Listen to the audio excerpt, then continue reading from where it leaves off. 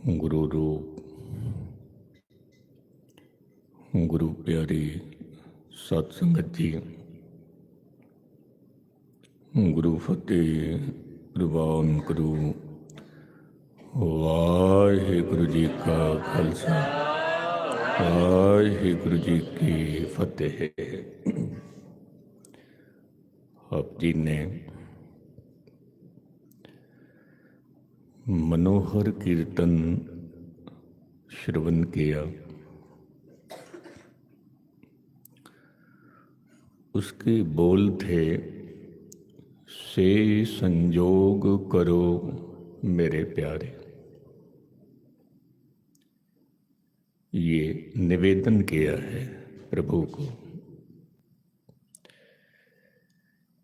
कि सुबह से लेकर शाम तक कितने ही ऐसे लोग मिलते हैं, कईयों के साथ संयोग होता है, कईयों के साथ वियोग होता है, विछोड़ा होता है। पर इतनी रहमत कर, इतनी कृपा कर कि संयोग उन्हीं का हो जिनको मिलकर तेरा नाम चित आवे। से संयोग करो मेरे प्यारे, जित रसना हर नाम उचारे। ऐसे गुरुमुखों की संगत नसीब हो जिनके मिलने से तेरा नाम चितावे।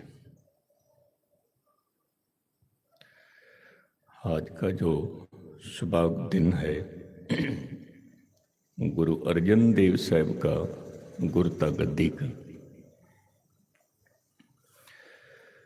कहते हैं कि धार्मिक दुनिया में 4 किस्म के लोग हैं।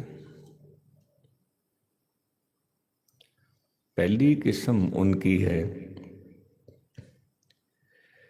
कि जब उनका जन्म हुआ, सुरत संभाली और परमेश्वर की याद आ गई।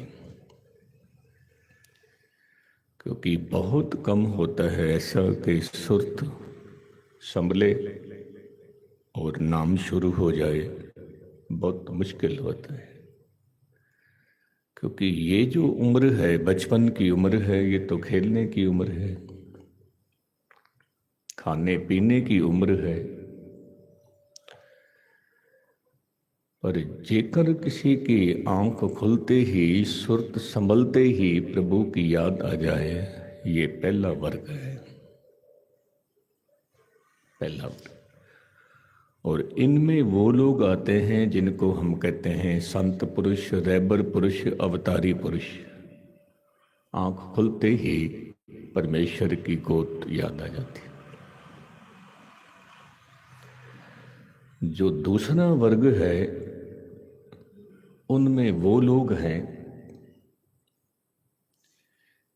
कि जो भक्ति कर कर के, सिमरन कर कर के, साधना कर कर के, संगत कर कर के वहीं पहुंचते हैं जहां पहले वर्ग के लोग पहुंचे हुए हैं।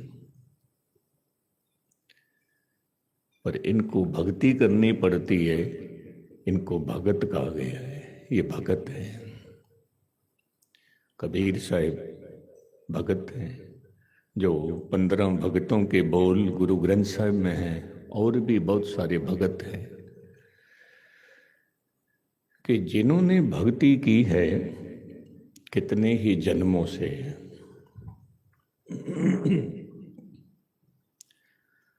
कल मुझे एक प्रेमी ने बात बताई, क्योंकि अपनी अपनी श्रद्धा है, अपना अपना प्यार है। कहने लगे, ज्ञानी जी मैं एक बात बताऊं। मैंने कहा। कहते हैं बाबा थारिया सिंह जो थे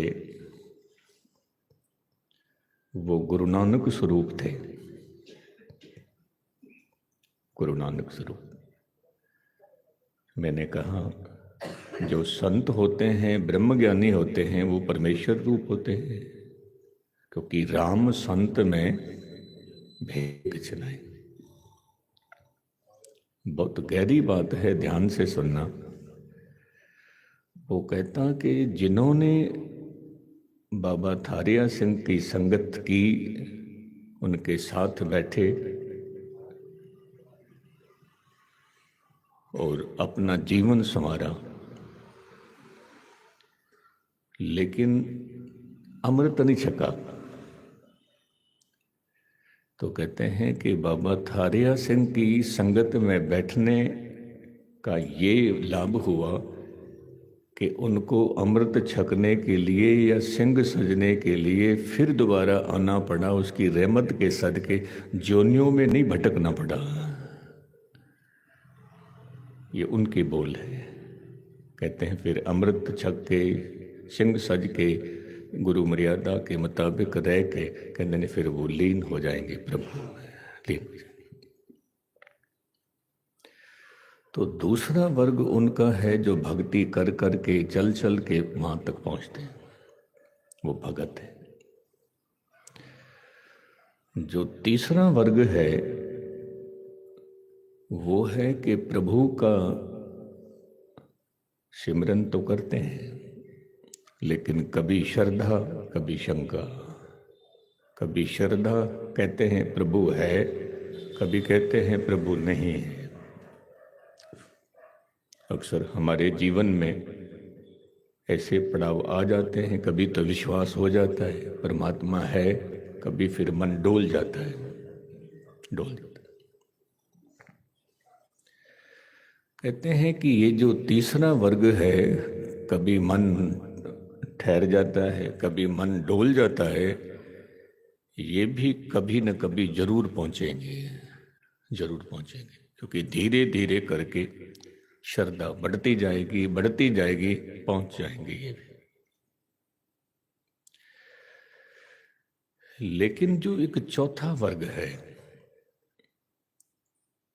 उसको मैं धार्मिक वर्ग तो नहीं कहूँगा, लेकिन चौथा वर्ग ऐसा है जो कहते हैं कि कोई परमात्मा नहीं है, परमात्मा कोई मसला नहीं है जीवन का, परमात्मा की बातें ही बेकार हैं। ये चौथा वर्ग।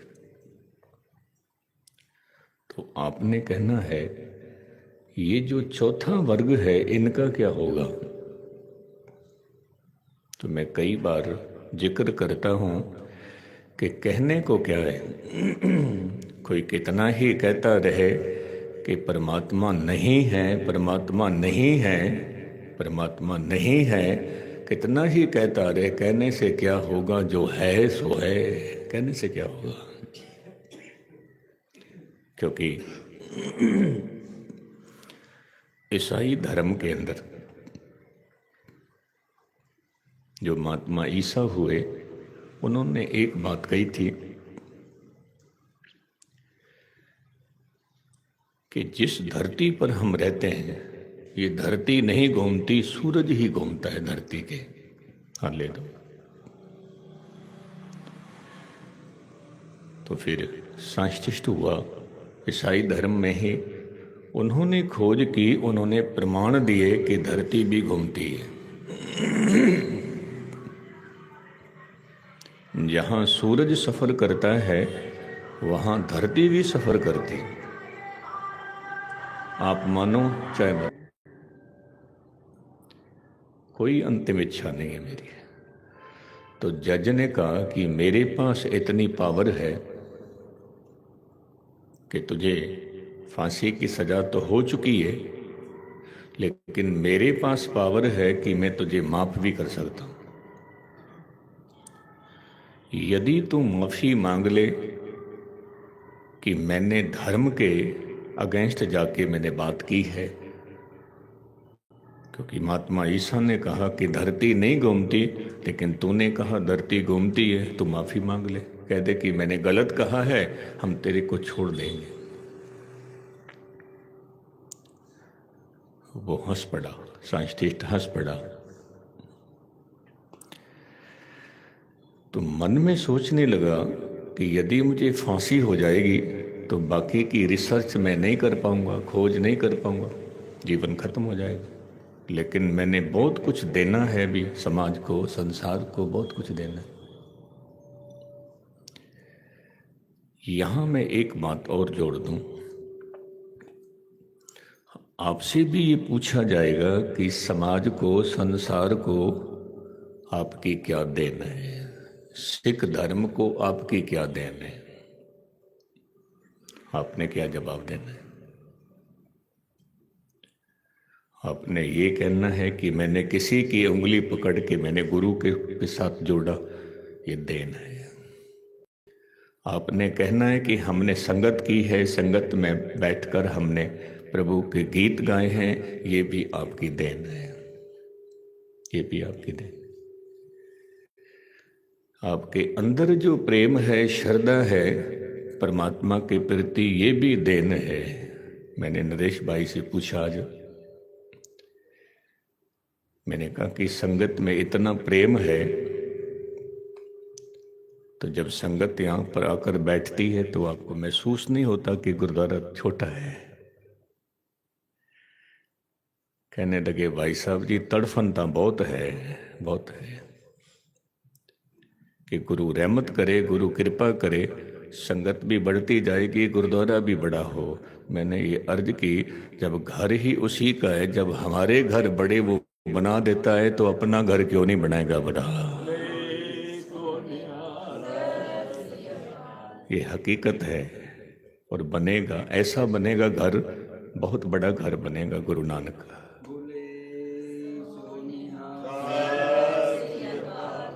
क्योंकि घर बनाने के लिए उसने जो गेम खेलनी है, सबसे पहले आपको जोड़ेगा अपने साथ, फिर आपके कारोबारों में तरक्की डालेगा, फिर उसी में से आप हिस्सा निकालोगे, उसी से गुरु का स्थान बनेगा। गुरु का घर भी बन गया, आपके कारोबारों में भी तरक्की हो गई, आपके बच्चे भी मंजिल तक पहुंच गए। बनेगा, ये याद रखना, जरूर बनेगा। और प्रभु ने, गुरु नानक साहब ने रहमत की तो उसी स्थान में बैठ के फिर अपन कथा भी करया करेंगे लंबे लंबे समय तक।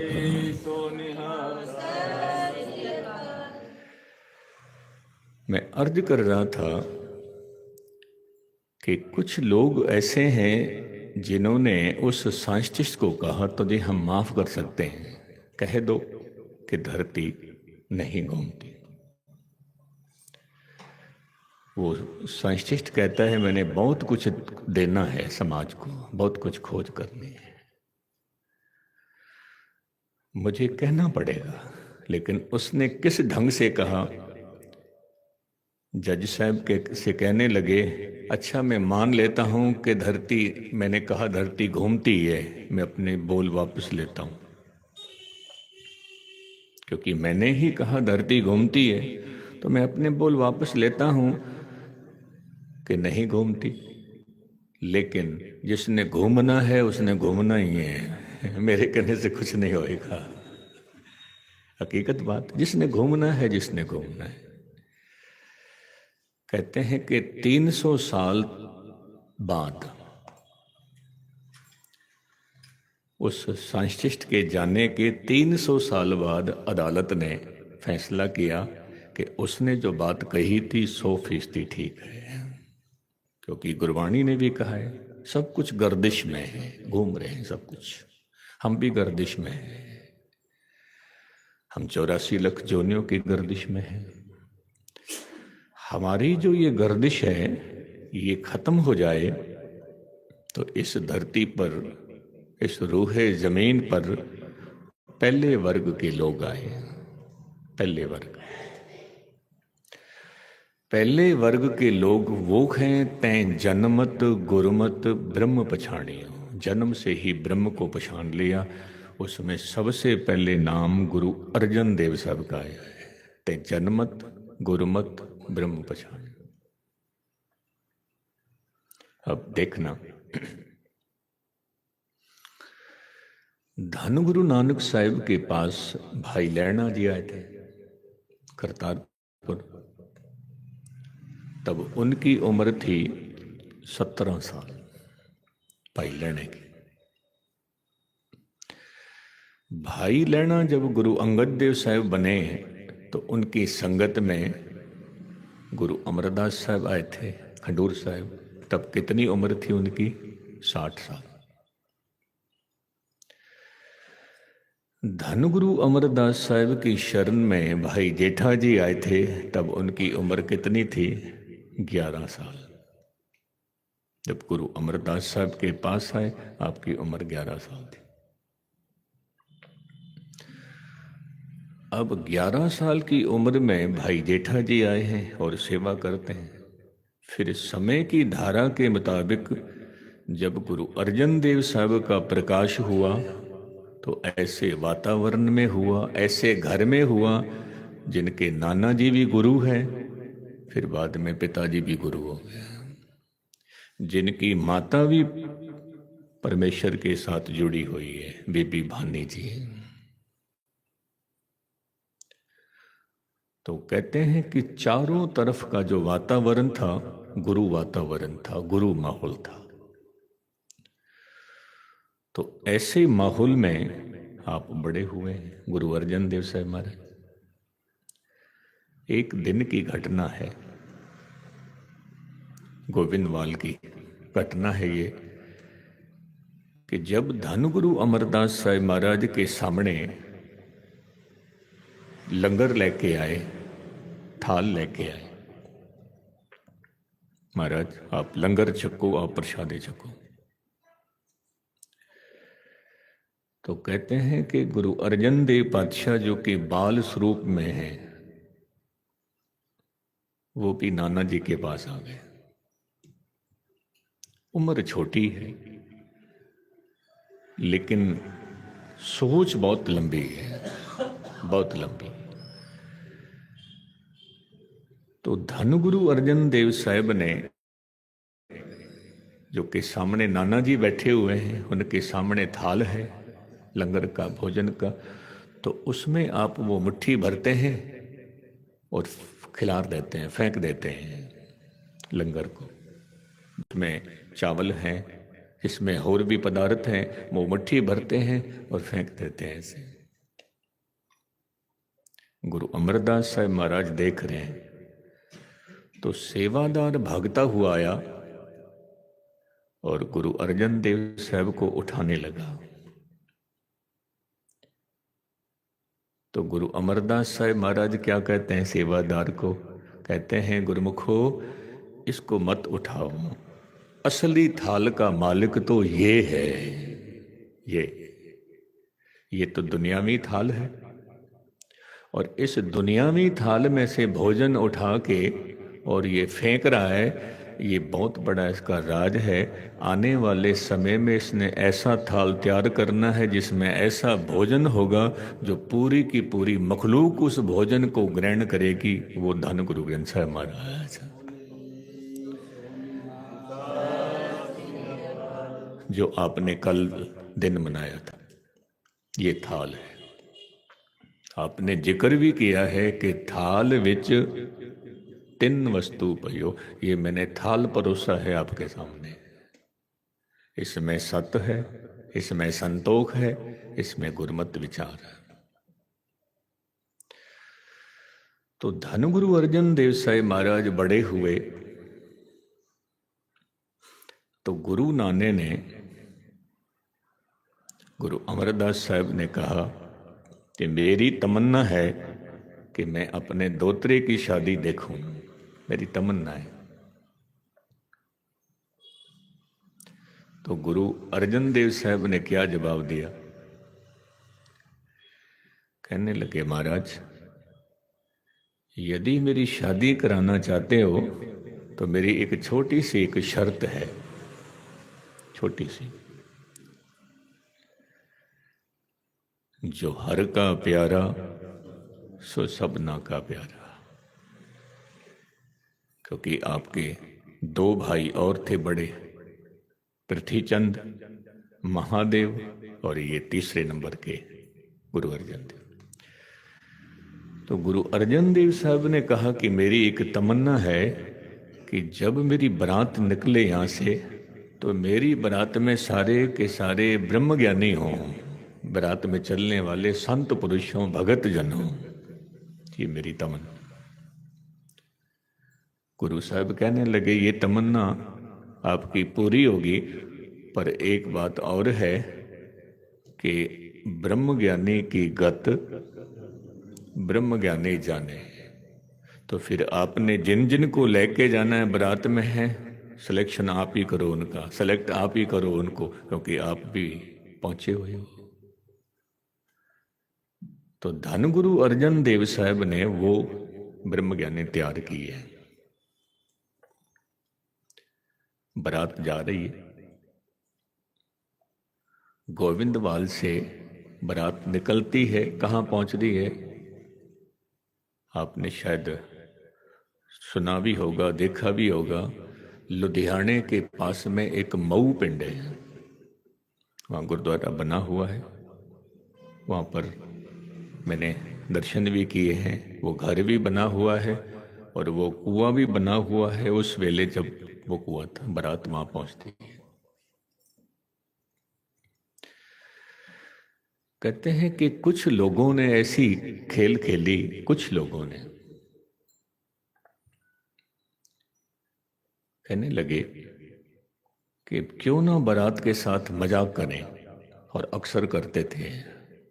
पहले लोग दूल्हे से भी मजाक करते थे, बारातियों से भी मजाक करते थे उनसे।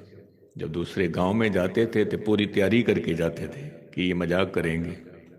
मुझे बात याद आ गई, जब अलवर में हमारे गांव में जब बारात आई तो दूल्हे ने पगड़ी बांधी हुई थी, बहुत सुंदर पगड़ी बांधी हुई थी, जैसे आमतौर पर हम बांधते हैं। तो तब मेरी भी उम्र छोटी थी, तो मेरे जो संगी साथी थे उसमें कुछ शरारती भी थे। सारे इकट्ठे हो गए तो मैं भी उनके साथ ही चला गया। तो बच्चे कहने लगे कि आज क्या मजाक करोगे दूल्हे के साथ। तो एक बच्चे ने कहा कि मैं तो दूल्हे को ऐसी बात बताऊंगा कि दूल्हे की जो पगड़ी है वो खुलवा के ही छोड़ूंगा। मैंने कहा हद हो गई, उसने पगड़ी सजाई है, सेहरा बांधा हुआ है, उसमें नोट भी लगाए हुए हैं, वो पगड़ी कैसे उतारेगा। कहने लगे उतारेगा, देखना। हम सारे जाके बैठ गए। तो उस बच्चे ने दूल्हे से कहा कि वो हम मानते हैं कि तेरी शादी है, शादी का दिन है, कपड़े अच्छे पहनने चाहिए, पर कम से कम पगड़ी तो एक ही बांधता, दो पगड़ी क्यों बांधी हुई है तूने। वो दूल्हा कहता है कौन कहता है मैंने दो पगड़ी बांधी हुई है। उतार के उसने सामने रख दी। कहता देखो एक ही है, एक ही। हम सारे हंस पड़े। तो पहले ऐसे भी मजाक करते थे। गुरु नानक साहब जहां बैठे थे दीवार को भी गिराने की कोशिश की थी। गुरु अर्जन देव साहब की बारात जब मऊ पिंड पहुंचती है तो वहां के लोगों ने क्या कहा, थोड़ा सा ध्यान से सुनना। एक जंड का दरख्त था, उसको पहले काटा है, उसको तराशा है,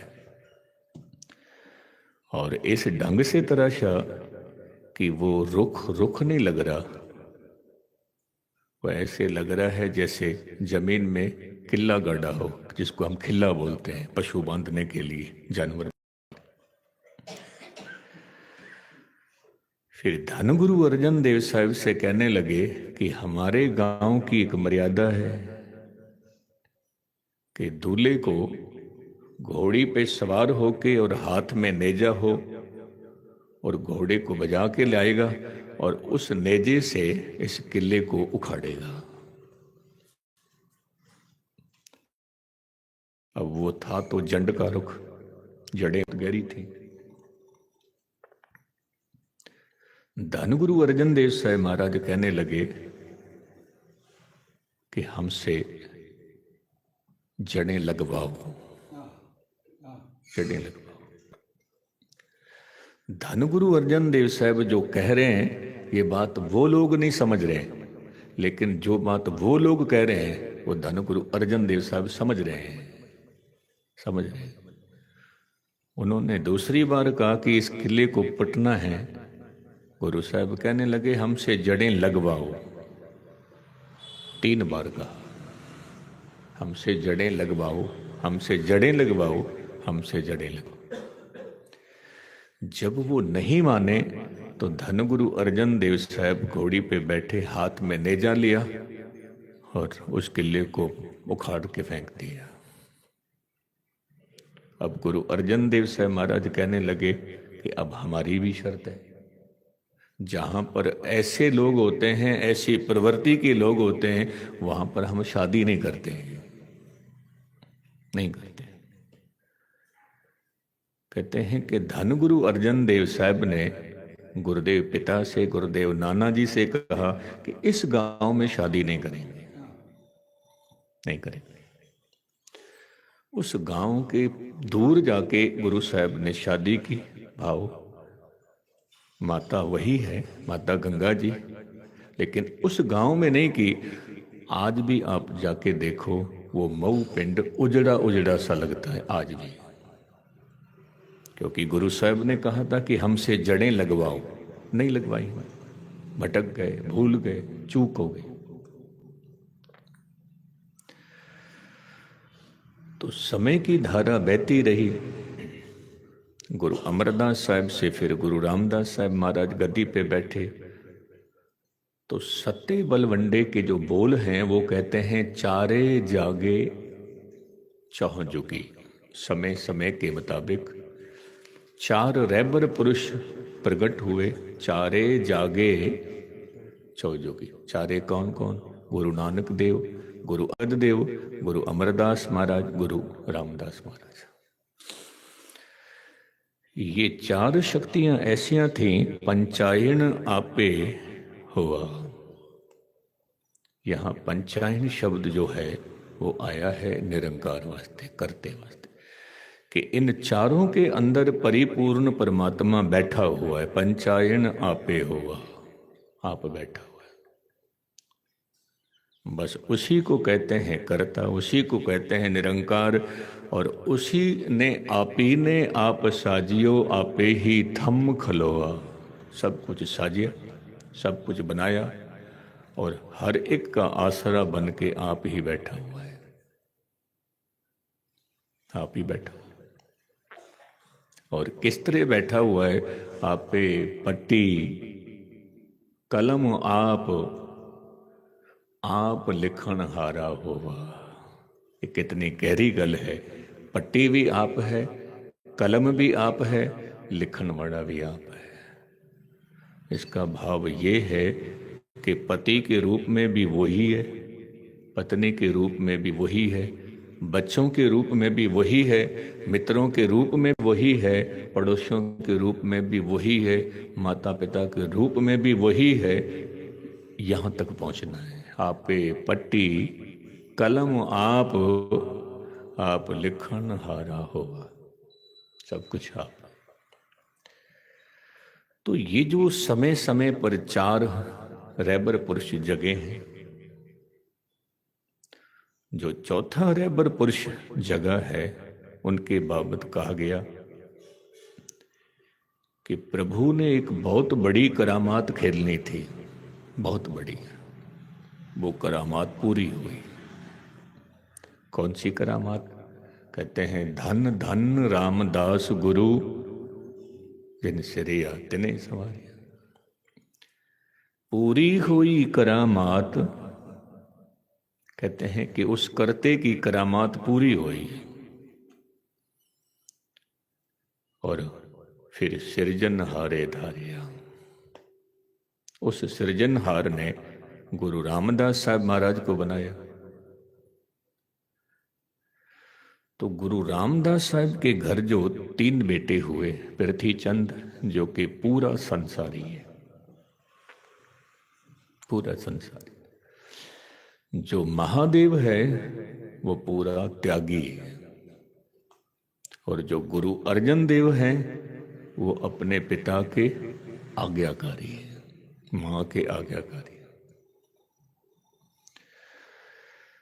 धन गुरु अर्जन देव साहब को मां अक्सर एक बात कहती थी, मेरे बच्चे, ये जो गुरु नानक का घर है, इस घर में पुत्र मोह नहीं है, इस घर में परिवार मोह नहीं है, इस घर में तो वही पार होता है जो हुक्म मानता है, वही पार होता है।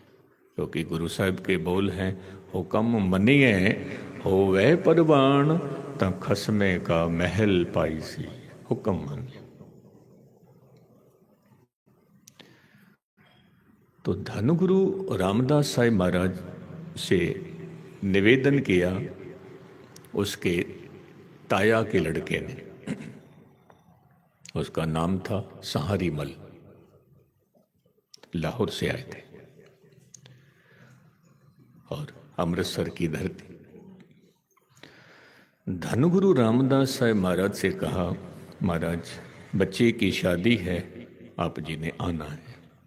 आप में किसी ने पाकिस्तान में लाहौर गुरु रामदास साहिब के स्थान के दर्शन किए हों तो आपको पता है कि धनगुरु रामदास साहिब का जहाँ प्रकाश हुआ बस उसी के पास में उसके ताए का घर है।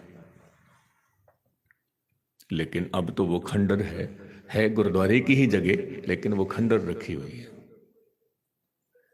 वही स्थान बना हुआ है जहां पर गुरु साहब का प्रकाश हुआ था।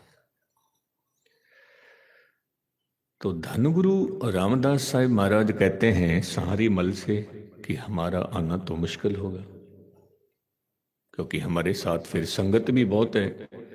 ठीक होगा कि मैं अपने बच्चों को भेज दूंगा। धनगुरु रामदास साहिब ने पृथ्वी चंद को बुलाया, अपने बड़े बेटे को बुलाया और कहा कि शादी में जाना है आपने, क्योंकि रिश्तेदारी भी देखनी है। तो पृथ्वी चंद के मन में क्या ख्याल था कि कभी ऐसा ना हो कि मुझे तो शादी पे भेज दे और गद्दी पर कभी छोटे को ना बिठा दें, क्योंकि उसका रुझान ही कुछ ऐसा है। उसको नाने ने भी बहुत प्यार दिया है, पिता ने भी प्यार दिया है, माँ ने भी प्यार दिया है। कभी ऐसा ना हो कि उसको गद्दी पर बिठा दें, मैं फिर क्या करूंगा। तो उसने बहाना क्या लगाया, गुरुदेव पिता की शादी ऐसे वक्त में रखी है जो धरती तप रही है, सूरज तप रहा है, पानी तप रहा है, हवा तप रही है। ऐसी तपती हुई धरती, तपते हुए वातावरण में कौन जाएगा शादी मराद में? कौन जाए? दूसरी बात यह है कि यदि मैं चला गया तो संगत को कौन संभालेगा? तो यहां इतिहासकार ने लिखा कि धनगुरु रामदास पातशाह जी गहरी सोच में है, गहरे चिंतन में है कि जो तपती हुई धरती, तपते हुए वातावरण में नहीं जा सकता, वो आने वाले समय में तती तवी पे क्या बैठेगा, क्या बैठेगा। क्योंकि आपको तो सब पता है, हर करता सब कुछ जानदा। गुरु साहब को तो पता है ये गेम होगी। जो गर्मी से डर रहा है वो क्या निभाएगा फर्ज। ठीक है, महादेव जी को बुलाया और कहा कि पुत्र आप जाओ।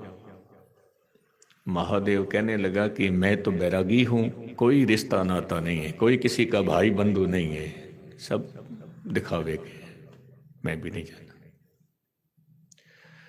अब गुरु अर्जन देव साहब महाराज से कहा, बेटे आप जाओ। आपने दोनों हाथ जोड़े और कहा, सत्य वचन, सत्य। धनगुरु रामदास साहिब महाराज कहने लगे, मेरे बच्चे जाना है, लेकिन तब तक वापस नहीं आना जब तक मैं ना बुलाऊं, तब तक नहीं आना। महाराज ठीक है। आप चले जाते हैं, वहाँ पर शादी का प्रोग्राम भी निभाते हैं, फिर वहाँ पर कीर्तन भी करते हैं, वहाँ पर संगत को संदेश भी देते हैं, उपदेश भी करते हैं। ऐसे सिलसिला चल रहा है, ऐसे चल। लेकिन दूसरी तरफ मेरा मन लोचे, गुरु दर्शन ताई बिलप करे चात्रिक की न्यायी, तिरखा न उतरे शांत ना आवे, बिन देखे गुरु दरबारे जी। एक मन कहता है कि मैं चला जाऊं, दूसरा मन कहता है गुरु का हुक्म है बिना बुलाए नहीं आना, जब तक मैं ना बुलाऊं तब तक मत आना। तो इतिहास लिखता है कि आपने चिट्ठी लिखी और चिट्ठी में अपनी वेदना लिखी है, अपनी तड़फन लिखी है। कुछ लोग तो कहते हैं कि ये शब्द लिखा था, मेरा मन लोचे गुरुदर्शन ताई। फिर कुछ लोग हैं जो तर्क वितर्क करते, वो कहते हैं कि जब तक गुरु ना बन जाए तब तक वाणी उच्चारण कैसे होगी ये, क्योंकि ये बोल तो तभी उच्चारण होंगे जब गुरता गद्दी प्राप्त होती है। तो मैं उस तरफ ना जाके मैं ये कह रहा हूं कि चिट्ठी लिखी है उसमें अपनी वेदना लिखी है। अब वेदना में ये भी लिख सकते हैं प्रभु मेरा मन तड़फ रहा है, मेरा मन लोच रहा है, आपको दिखे बगैर, कुछ भी कह सकते हैं। तो इस चिट्ठी के ऊपर एक चात्रिक की तस्वीर बनाई है आपने, चात्रिक। तो जो चात्रिक बना उसका भाव क्या था कि विलप करें चात्रिक की न्याय। जैसे ये चात्रिक है, ये बरसात की स्वाति बूंद के लिए तड़फ रहा है, प्यासा है, मैं भी ऐसे ही तड़फ रहा हूं, मुझ पर रहमत कर, मुझ पर कृपा कर। ये चिट्ठी लाहौर से लेके आता है कोई सेवक और गोविंदवाल की धरती पर पहुंचते हैं तो ये चिट्ठी पृथ्वी चंद ले लेता है और कहता है कि मैं गुरु बाबे को दे दूंगा और उनसे मैं पूछता हूं वो क्या जवाब देते हैं। पर चिट्ठी वो अपने पास रख लेते हैं और उस सिख को कहते हैं कि गुरु बाबे ने कहा है अभी तुम वहीं रहो, क्योंकि मन में द्वैत था कि वो आएंगे तो कभी गद्दी उनको ना दे दें, इसलिए उनसे कह दिया कि गुरु बाबे ने कहा आप वहीं रहो। ऐसे ही दूसरी चिट्ठी आई, वो भी अपने पास रख ली। फिर तीसरी चिट्ठी भेजी है तो गुरु अर्जन देव साहब ने कहा कि ये चिट्ठी किसी और को मत देना, ये धन गुरु गुरुदेव पिता गुरु रामदास साहब को देना। जब वो चिट्ठी गुरु साहब के पास पहुंचती है तो ऊपर लिखा होता है अंक 3, ये तीसरी चिट्ठी है। गुरु रामदास साहब महाराज कहने लगे पृथ्वी चंद से कि क्या इससे पहले 2 चिट्ठी आई हैं? कहने लगे नहीं, कोई चिट्ठी नहीं है मेरे पास, कोई चिट्ठी नहीं आई। अब यहां मैं एक छोटी सी बात जोड़ दूं।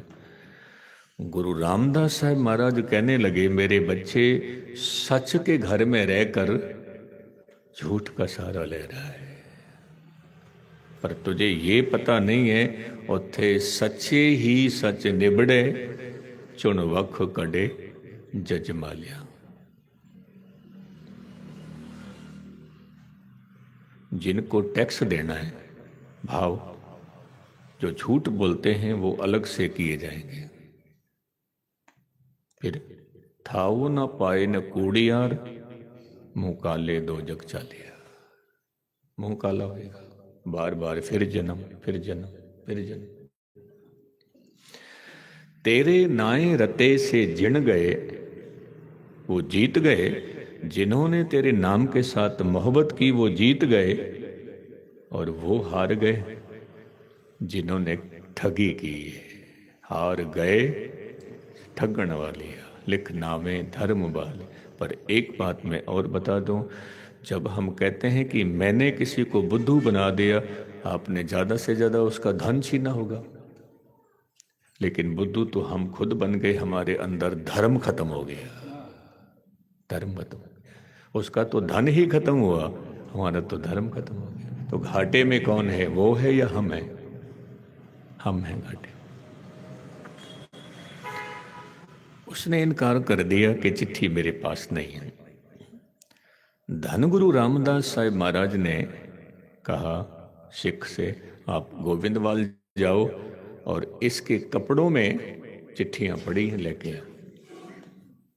वो चिट्ठी लेके आते तो पृथ्वीचंद इनकारी हो गया कि हो सकता है मेरी जेब में किसी और ने डाल दी हो चिट्ठी।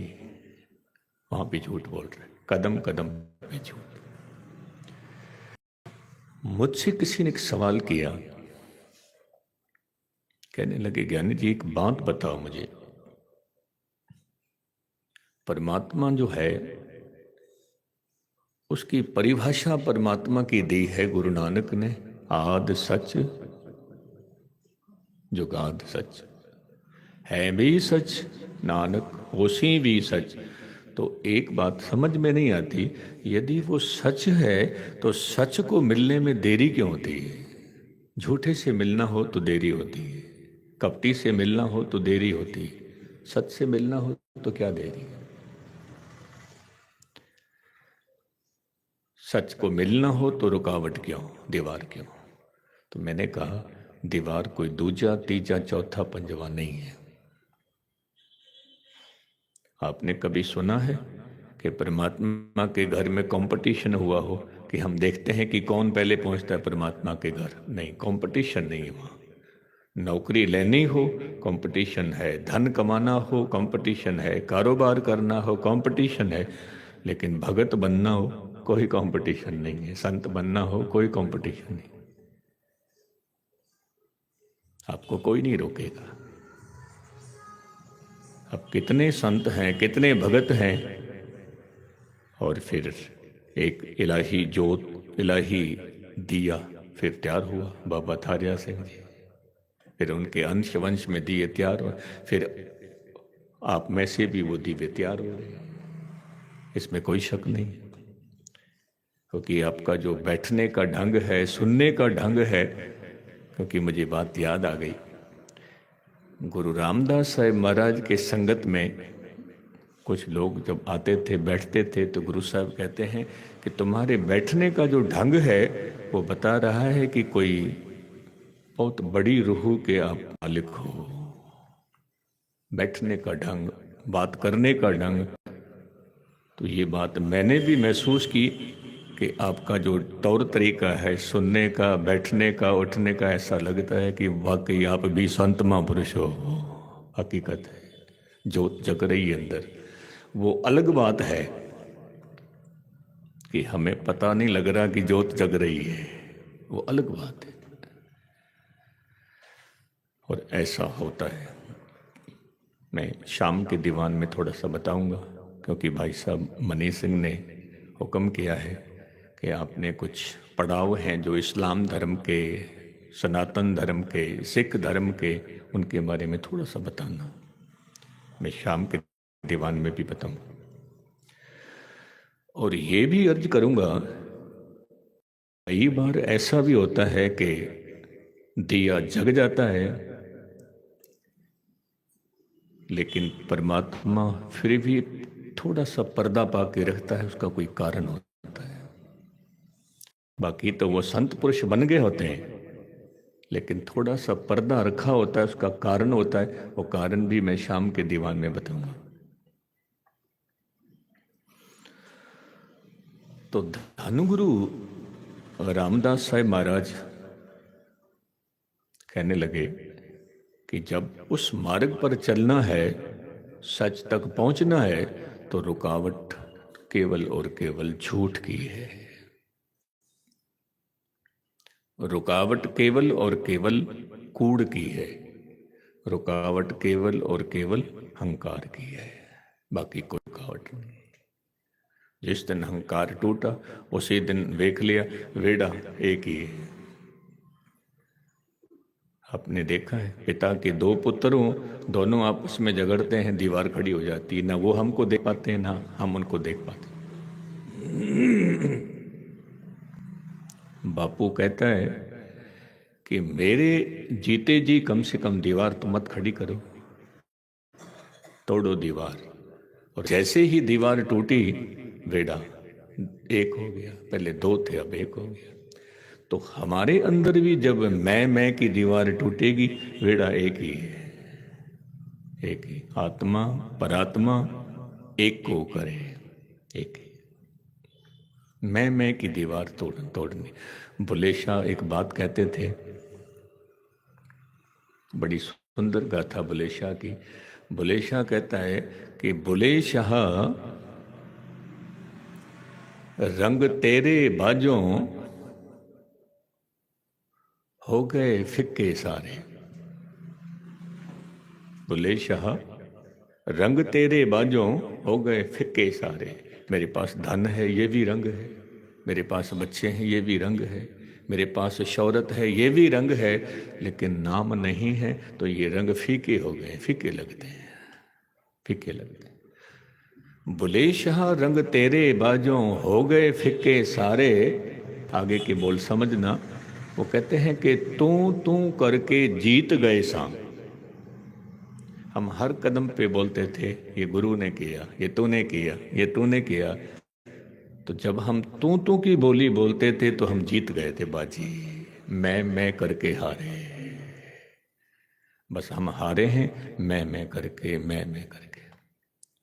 कोशिश करना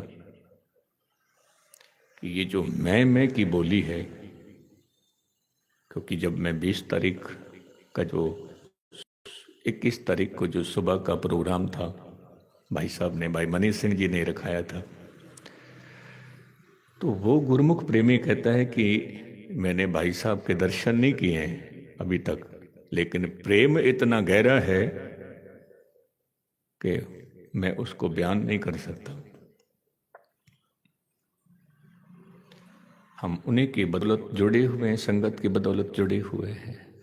तो जब मैंने उनको कथा सुनाई तो उन्होंने क्या कहा कि ज्ञानी जी, जो बात आप कह के जा रहे हो, हम पूरी कोशिश ये करेंगे कि इन बातों पर हम पैर दें, इन बातों पर हम चलें, हम छोड़ें मैं की बोली, हम शुरू करें तू की बोली, क्योंकि हमने जीतना है, हमने हारना नहीं है। मन बड़ा खुश हुआ, बड़ा खुश हुआ। तो मैं अर्ज कर रहा था, धन गुरु रामदास साहब महाराज ने कहा कि सच का मार्ग हो और झूठ का सारा लेकर चलोगे बात नहीं बनेगी। पृथ्वीचंद से ये दो बातें कही, झगड़ा भी हुआ, पृथ्वीचंद ने झगड़ा भी किया। वो मैं कल के दिन, क्योंकि कल का जो दिन है गुरु रामदास साहब का ज्योति ज्योत समाने का, मैं वो जिक्र करूंगा उसमें। आज गुरु अर्जन देव साहब का जो गुरता गद्दी है वो ही जिक्र करेंगे। धनगुरु रामदास साहब ने बाबा बुढ़ा जी से कहा कि 5 सिख लेके जाओ, लाहौर जाओ। बड़े अदब से अर्जन देव जी को लेके आओ और एक कागज पर, जिस कागज पर गुरु अर्जन देव साहब जी ने चात्रिक की तस्वीर बनाई थी, गुरु रामदास साहब ने उसी कागज पर चात्रिक के ऊपर मेघबाण बनाया। मेघबाण बना के कहा कि सबसे पहले ये कागज तो अर्जन देव को देना पहले, फिर उनको कहना कि आप चलो। अब देखना, विद्वानों ने लिखा है कि धन गुरु अर्जन देव पातशाह जहां वाणी के बोहित थे, जहां शांति के पुंज थे और जहां बहुत ही महान कवि थे, महान संगीतकार थे, वहां पर महान चित्रकार भी थे, चित्रकार। तो आपने अपनी बात जो कहनी थी वो चित्र बना के कही कि मैं तड़फ रहा हूं चात्रिक जैसे, चात्रिक की तस्वीर बनाई। तो धनगुरु रामदास साहब ने फिर क्या तस्वीर बनाई मेघबाण की। वो कहने लगे, मेरे बच्चे तू फिक्र मत कर, जे तू चात्रिक की तरह तड़फ रहा है तो मेघ की वर्षा होने वाली तेरे ऊपर, निरंकार की कृपा होने वाली है। ये भी इशारे में ही कह दिया, आपको लेके आए, अदब के साथ लेके आए। हरमंदिर साहिब आप पहुंचे हैं तो सत्य बलवंडे के कुछ बोल हैं। वो कहते हैं कि तखत बैठा अर्जन गुरु। तखत पर बिठाया और आपने गुरु रामदास साहब ने मत्था टेका। तखत बैठा अर्जन गुरु, सतगुरु का खिवे चंदोबा। आपकी शोभा हो रही है। शोभा किस तरह हो रही है? उग वणों ते आथ वणों। सुबह और शाम। उगवणों कहते हैं जब सूरज उगता है, और आथवणों कहते हैं शाम का समय। चारों तरफ धन गुरु अर्जन देव साहब की शोभा हो रही है। और आप जी को जब नमस्कार किया, गद्दी पर बिठाया, तो सब संगत से कहा कि आज के बाद में गुरु ज्योत गुरु अर्जन देव के अंदर है। रामदास गुरु जग तारन को गुरु ज्योत अर्जन माहेंदरी। ये जो ज्योत है ये अर्जन देव के अंदर रखी है। जब गुरु अर्जन देव साहब के अंदर ये ज्योत रखी तो पृथ्वी चंद भड़क उठा। ये गोविंदवाल में थे तब। शाम के समय धन गुरु रामदास साहब महाराज फिर अमृतसर से दरबार साहब से फिर गोविंदवाल पहुंचे हैं। गुरु अर्जन देव साहब को भी ले गए हैं और वहां पर पहुंचे, क्योंकि वहां की जो संगत है, सुबह के दीवान में सारी संगत से कहा कि गुरु नानक साहब की गद्दी का मालिक ये है। यदि मैं अर्ज करूं, ऐसे कहूं कि आज के दिन तो अमृतसर साहिब में गुरता गद्दी बख्शी, फिर आज शाम को गोविंदवाल चले गए गुरु अर्जन देव साहब को लेकर, और कल के सुबह के दीवान में फिर संगत को कहा कि गुरु नानक साहब की गद्दी के मालिक ये है। आप जी को बहुत बड़ी एक सेवा दी है, बहुत बड़ी है। वो सेवा क्या थी? वचन किया कि गुरु की इतनी बड़ी रहमत होगी तुझ पर, दोनी चौनी करामात सच्चे का सच्चा ढोआ। तुझ पर गुरु की इतनी रहमत होगी, इतनी कृपा होगी कि आपकी शोभा तो दोनी चूनी होगी, लेकिन आपकी हाथों से, आपके रसना से निकले हुए बोल जो होंगे वो अटल होंगे, वो जुगो जुग अटल होंगे।